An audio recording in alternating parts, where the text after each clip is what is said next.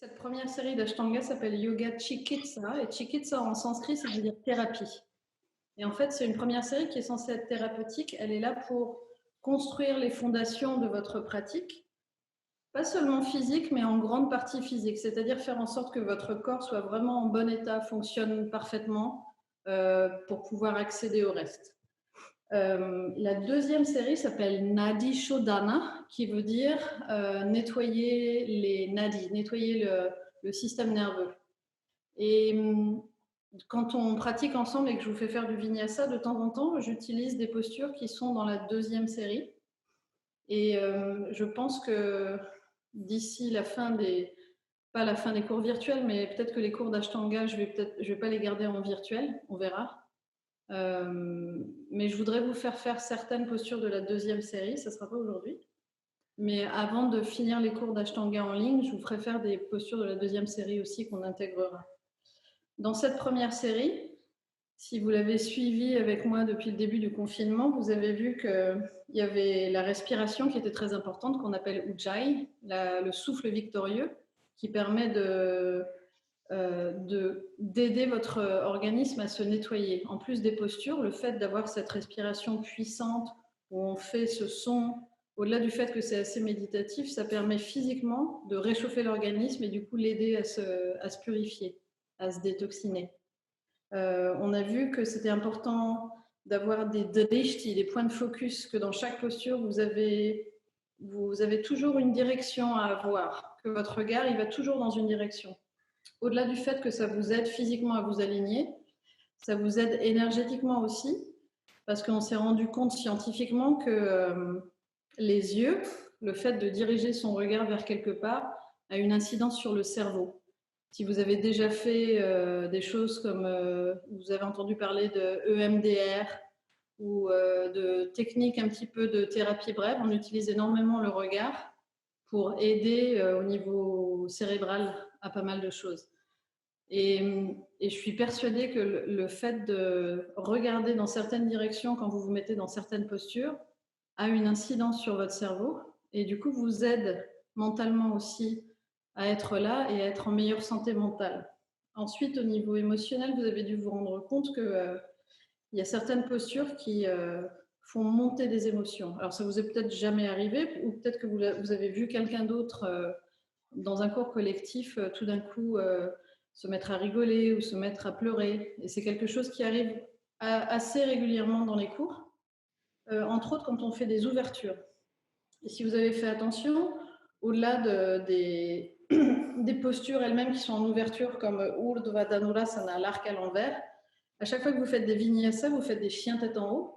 À chaque fois que vous faites des chiens tête en haut ou des cobras, vous ouvrez cette région-là. Vous ouvrez le sternum, vous ouvrez la région du cœur et vous ouvrez le chakra du cœur. Et c'est l'endroit de votre corps où il y a toutes les émotions.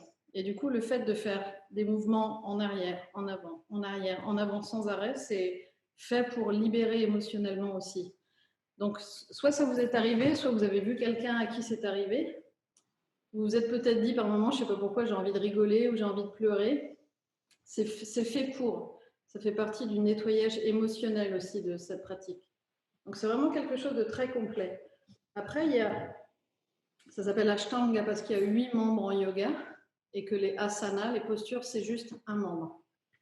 C'est pas le moins bien ou c'est pas le plus facile, c'est juste un des 8 membres à part entière et c'est pas parce qu'on accède aux autres qu'il faut arrêter celui-là. C'est vraiment important d'avoir un corps en bonne santé parce que c'est notre véhicule du début à la fin de notre vie et il faut s'en occuper correctement. Le fait de faire de l'ashtanga presque tous les jours, ça permet de le garder en très bonne santé. Si vous avez commencé il y a très peu de temps, vous vous êtes rendu compte qu'il y avait tout qui travaillait et qu'effectivement c'était un exercice incroyable pour votre corps.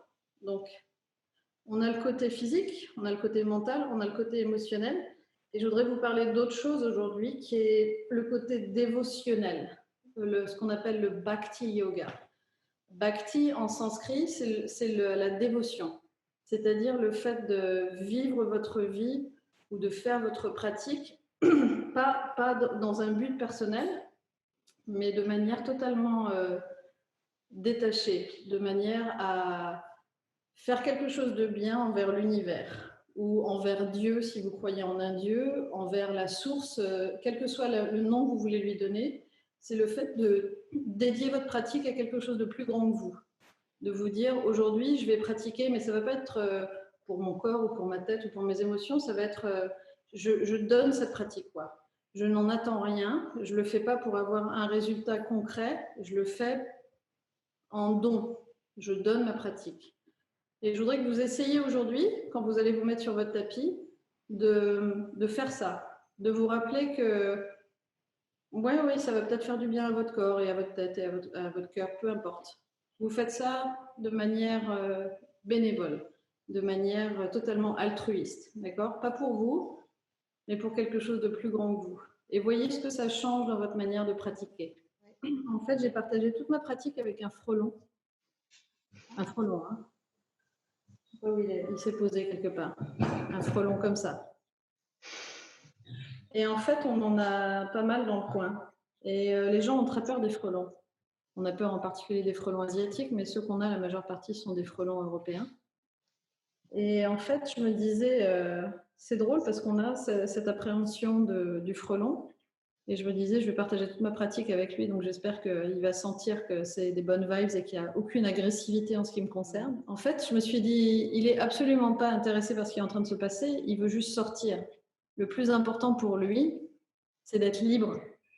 Et je me disais, en fait, c'est la même chose pour tous les humains. C'est-à-dire que la majeure partie des humains qu'on rencontre qui sont agressifs sont des gens qui n'ont pas la sensation de liberté. C'est des gens qui se sentent prisonniers, que ce soit de leurs émotions, de leurs pensées, de leur vie, de leur mode de vie, de leur éducation, de leur environnement et tout ça, c'est des gens qui se sentent prisonniers. Et en fait, je me disais, au-delà de l'agressivité qu'on ressent, peut-être que si on arrivait à regarder tous les humains autour de nous, surtout en particulier les humains agressifs, comme étant des gens qui cherchent à se libérer, ça nous rendrait peut-être beaucoup plus compassionate, compatissant. Ouais, on se sentirait un tout petit peu plus à l'écoute. Et je me suis dit, c'est intéressant que je pense à ça parce qu'on est à quelques jours du déconfinement. Et je pense que il va y avoir plein de réactions différentes. Il va y avoir des gens qui vont avoir peur, il y a des gens qui vont être agressifs, et il va y avoir beaucoup d'émotions qui vont sortir. Et je me disais, pour vous qui avez la chance d'avoir une pratique, essayez de prendre ce recul-là et vous dire, les gens que je rencontre et les réactions qu'ils ont sont peut-être liées au fait qu'ils ont un besoin de liberté, parce qu'en tant qu'être humain, on a vraiment besoin de cette sensation de liberté. Et là, ça fait 2 mois qu'on a une sensation de plus avoir de liberté. Alors, il y a des gens qui ont été jusqu'à la théorie du complot. J'entre pas dans ce genre de choses. Mais je ne pense pas que des gens essayent de nous enlever notre liberté. La première personne qui nous donne ou qui nous enlève notre liberté, c'est nous.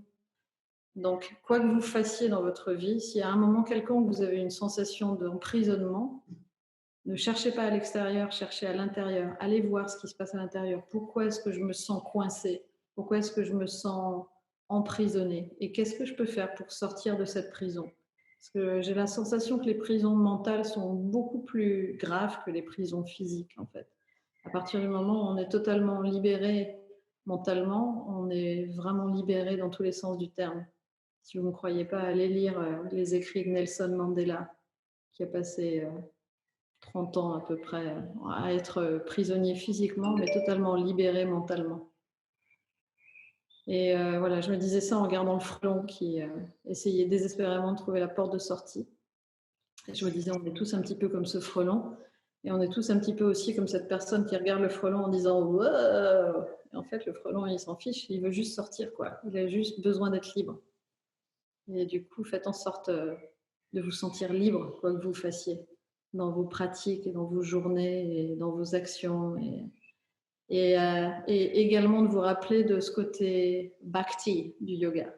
On a tendance à laisser de côté. On est tellement ancré sur les postures, le physique et le fait qu'on transpire, on fait des muscles, on est plus souple, les machins trucs et tout. Et on a tendance à oublier qu'il y a une dimension plus spirituelle à notre pratique sur le tapis. Que c'est toujours notre pratique sur le tapis, mais qu'on peut le faire de manière totalement différente. Le fait de lui accorder cette dimension un peu plus spirituelle fait qu'on est beaucoup moins tourné vers le détail, vers l'alignement et sur le ça devrait être comme ça et je devrais me sentir comme ci, et je devrais être aligné comme ça. Et juste se dire, j'ouvre mon cœur, j'offre ça et advienne que pourra, quoi.